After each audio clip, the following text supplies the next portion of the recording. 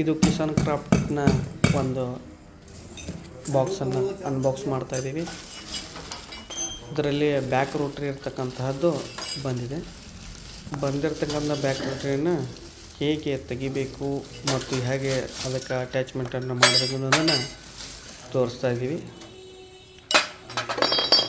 ಇದು ಬ್ಯಾಕ್ ರೋಟ್ರಿಯ ಹಲ್ಲುಗಳಂತಾರೆ ಇವಕ್ಕೆ, ಬ್ಲೇಡ್ಸ ಮತ್ತು ರೂಟ್ ವೇಟನ್ನು ಹಿಂದಿನ ಭಾಗ ಇದರಲ್ಲೇ ಬಂದಿರ್ತದೆ. ಈ ಬಾಕ್ಸ್ನಲ್ಲಿ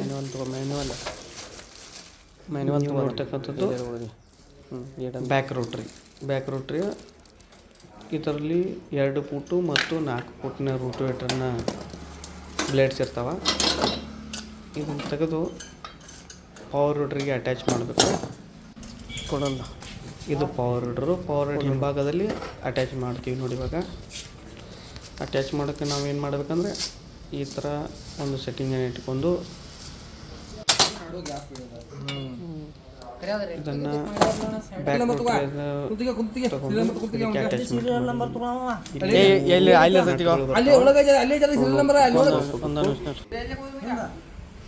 ಸೆಟ್ಟಿಂಗ್ ಆಯ್ತು. ಇವಾಗ ಇದಕ್ಕೆ ಬ್ಲೇಡ್ಸ್ನ ಅಟ್ಯಾಚ್ಮೆಂಟ್ ಮಾಡಬೇಕು. ಹಿಂದಿನ ಒಂದು ಗಾಲಿಯನ್ನು ಅಟ್ಯಾಚ್ ಮಾಡಬೇಕು. ಅದು ಅಪ್ ಆ್ಯಂಡ್ ಡೌನ್ ನಿಮ್ಗೆ ಎಷ್ಟು ಡೆಪ್ತ್ ಬೇಕು ನೆಲದಲ್ಲಿ ರೋಟೋವೇಟರ್ ಹಾಕಲಿಕ್ಕೆ ಅದು ಮಾಡಿದ್ವಿ. ಇದು ರೋಟೋವೇಟರ್ನ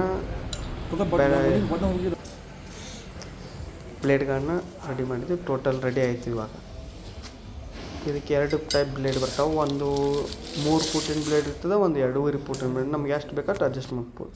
ಕಂಪ್ಲೀಟ್ ರೆಡಿ ಆಯ್ತು ನೋಡ್ರಿ. ಇವಾಗ ಇದು 406D.